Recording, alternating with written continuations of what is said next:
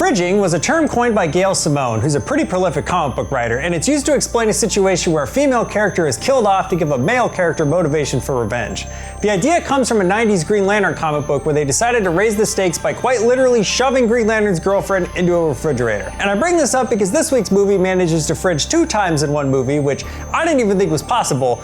Let's talk about The Amateur. The Refrigerator bills itself as a revenge thriller movie, but it's really about an extremely boring man bungling his way through several assassination attempts. The idea here is that Rami Malek is a data analyst for the CIA, some sort of espionage thing, and when his wife gets killed during a hostage situation, he decides to take matters into his own hands. It's based on a novel, so there's a lot of complexity, but complexity does not always translate to a good story. In fact, I would call the story of Too Fridge, Too Furious a pretty jumbled mess. The only thing really holding it together is a decent performance from Morpheus himself, Lawrence Fishburne.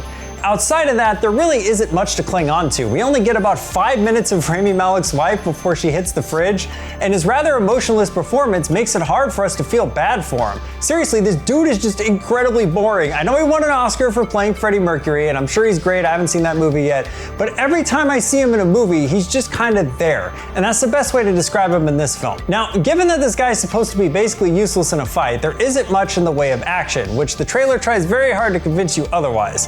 All of the interesting assassinations are literally shown in the trailer. This is really a trend that the industry needs to work on. It's happened so many times, I don't know, it's getting a little bit old. In fact, the final battle, if you can call it that, is probably the most boring confrontation of them all. It involves Rami sitting down with the film's villain that we've spent 0 time learning anything about, so we don't even know who this guy is, and then they have a conversation before he gets arrested. It's pretty tepid. But let's talk about the second fridge. So Rami has this friend that he speaks to through some encrypted version of AIM, and eventually he meets up with them for help. We quickly learn that this person is a woman, and she assumed the identity of her husband to continue his work. She's like in Russian intelligence or something like that.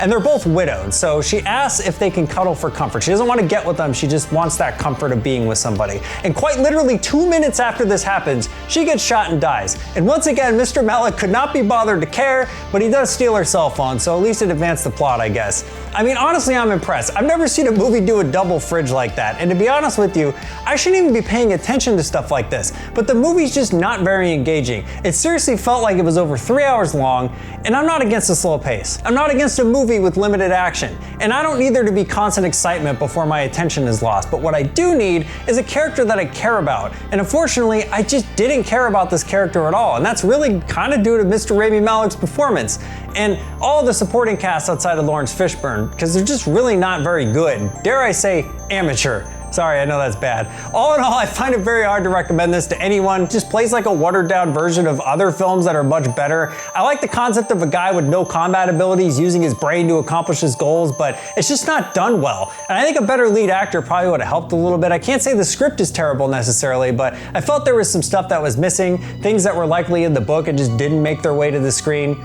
I guess if you're really bored and this one shows up on streaming, give it a good 15 minutes, see if you're digging it. But outside of that, I can't say anything else that's positive. You can't do what I do no matter how much I train you. But that's just my opinion. Did you see The Amateur? If you did, let me know your thoughts down in the comments, and I'll see y'all next time.